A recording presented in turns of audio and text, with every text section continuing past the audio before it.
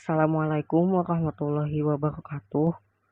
Perkenalkan, nama saya Raffi Muhammad Nur Tamam dari kelas 8B SMP Negeri 11 Cilegon.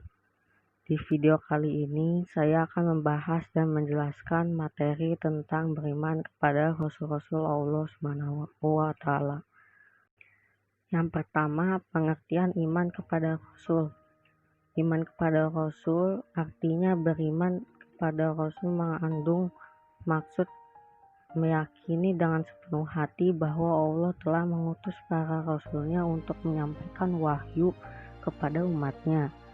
Para Rasul bertugas menyampaikan wahyu dari Allah untuk memberikan petunjuk bagi umat manusia ke jalan yang lurus, sehingga dapat mencapai kebahagiaan di dunia dan di akhirat. Oleh sebab itu, kita wajib mempercayai dengan sepenuh hati terhadap kerasulan para utusan Allah tersebut, sebagaimana firman-Nya, yaitu sungguh Allah telah memberi karunia kepada orang-orang beriman ketika Allah mengutus seorang Rasul di tengah-tengah mereka dari kalangan mereka sendiri, yang membacakan kepada mereka ayat-ayatnya, menyucikan mereka dan mengajarkan kepada mereka kitab Al-Quran dan hikmah sunnah, meskipun sebelumnya mereka benar-benar dalam kesesatan yang nyata. Quran Surat Al-Imran ayat 164. Ayat tersebut memberikan penjelasan kepada kita bahwa Allah mengutus para Rasul dari kalangan manusia sehingga dapat diteladani. Umat Islam wajib mengimani seluruh Rasul yang diutus oleh Allah SWT. Kita tidak hanya diperintahkan untuk mengimani Nabi Muhammad SAW, tetapi harus meyakini seluruh utusan Allah sepanjang zaman yang jumlahnya ada 25 Nabi dan Rasul. Adapun nama-nama Nabi dan Rasul yang diutus Allah adalah: 1. Nabi Adam, Nabi Idris, Nabi Nuh, Nabi Hud, Nabi Soleh, Nabi Ibrahim, Nabi Lut, Nabi Ismail, Nabi Ishak, Nabi Yakub, Nabi Yusuf, Nabi Ayub, Nabi Zulkifli, Nabi Syuaib, Nabi Yunus, Nabi Musa, Nabi Harun, Nabi Daud, Nabi Sulaiman, Nabi Ilyas, Nabi Ilyasa, Nabi Zakaria, Nabi Yahya, Nabi Isa, dan yang terakhir Nabi Muhammad SAW. Lalu, tugas para Rasul. Para Rasul memiliki tugas yang diamanatkan Allah kepada mereka.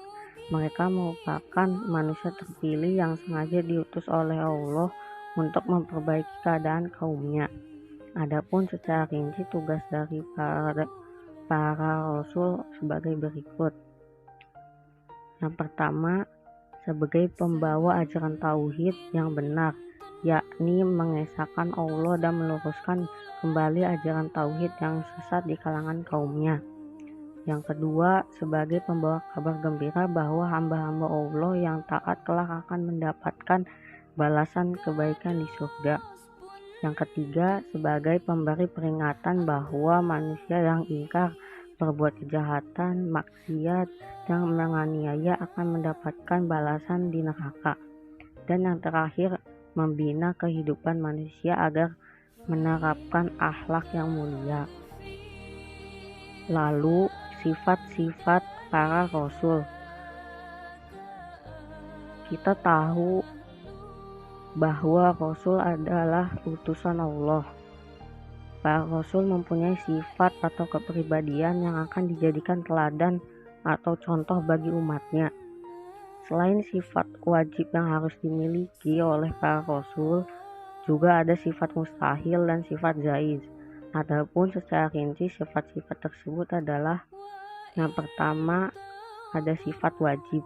Sifat wajib bagi Rasul ada 4, yaitu sidik, artinya benar. Apapun yang dikatakan oleh Rasul merupakan kebenaran, tidak ada yang salah sama sekali. Yang kedua, amanah, artinya dapat dipercaya, yaitu seorang Rasul sangat dipercaya oleh umatnya. Para rasul adalah manusia yang jujur dan dapat dipercaya. Yang ketiga, tabligh artinya menyampaikan. Seorang rasul adalah manusia pilihan Allah yang menyampaikan wahyu yang telah diterima kepada umatnya. Wahyu dari Allah tersebut disampaikan oleh para rasul adanya, tidak ditambah maupun dikurangi sedikitpun. Yang keempat, fatonah artinya cerdas. Seorang rasul adalah manusia pilihan Allah yang cerdas, tidak pelupa dan tidak pikun. Lalu yang kedua, sifat mustahil. Adapun sifat mustahil bagi rasul ada 4, yaitu yang pertama, kadzib, artinya dusta. Seorang rasul tidak mungkin berkata dusta dalam kehidupan sehari-hari, baik di lingkungan keluarga, masyarakat, apalagi di depan umatnya. Yang kedua, khianat, artinya tak dapat dipercaya. Seorang rasul tidak mungkin berkhianat atau ingkar janji terhadap umatnya. Yang ketiga, kitman, artinya menyembunyikan. Seorang rasul tidak mungkin menyembunyikan walaupun sedikit dari wahyu yang telah diterimanya. Dan yang keempat, baladoh, artinya bodoh. Seorang rasul tidak mungkin bersifat bodoh. Jika seorang rasul bersifat bodoh, pasti akan diatur dan dipermainkan oleh umatnya. Lalu yang ketiga, sifat jaiz. Adapun sifat jaiz para rasul adalah aradul basyariyah. Adapun sifat jaiznya para rasul adalah aradul basyariyah, yaitu bersifat dan perilaku sebagaimana kebiasaan manusia pada umumnya, seperti makan, minum, haus, lapar, letih, dan lain sebagainya. Lalu yang kelima, rasul ulul azmi.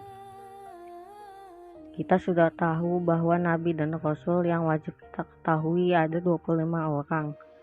Di antara 25 nabi dan rasul tersebut, ada rasul yang diberi gelar ulul azmi, yang artinya orang-orang yang memiliki keteguhan hati dalam menghadapi dan cobaan dari Allah Subhanahu wa Ta'ala.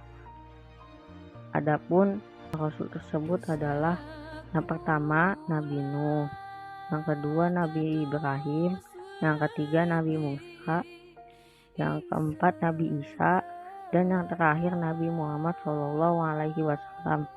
Para rasul ulul azmi diberikan mukjizat kemampuan luar biasa oleh Allah agar umatnya percaya bahwa dirinya adalah seorang rasul pilihan Allah Subhanahu wa Ta'ala.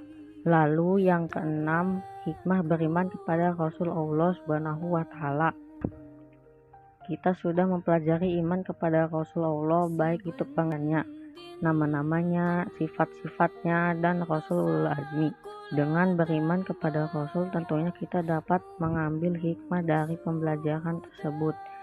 Adapun hikmah yang dapat kita laksanakan dalam kehidupan sehari-hari antara lain, yang pertama, meneladani sifat-sifat mulia para nabi dan rasul, seperti bersikap adil, jujur, kesabaran, keteguhan, dan semangat dalam berdakwah menegakkan ajaran-ajaran Allah Subhanahu wa Ta'ala. Yang kedua, umat-umat terdahulu mengalami kehancuran dan mendapat azab dari Allah karena mereka ingkar, sombong, dan menyekutukan Allah. Hal ini menjadi pelajaran bagi kita untuk senantiasa menjaga keimanan dan perilaku kita agar sesuai dengan ajaran Allah Subhanahu wa Ta'ala. Yang ketiga, selalu meningkatkan keimanan dan ketakwaan kepada Allah agar negeri kita mendapatkan kemakmuran dan keberkahan. Dan yang terakhir, yang keempat, kita selalu patuh dan taat dalam melaksanakan semua yang diperintahkan oleh Allah dan menjauhi apa yang menjadi larangannya. Mungkin itu saja yang dapat saya sampaikan. Kurang lebihnya saya mohon maaf. Billahi taufik wal hidayah. Wassalamualaikum warahmatullahi wabarakatuh.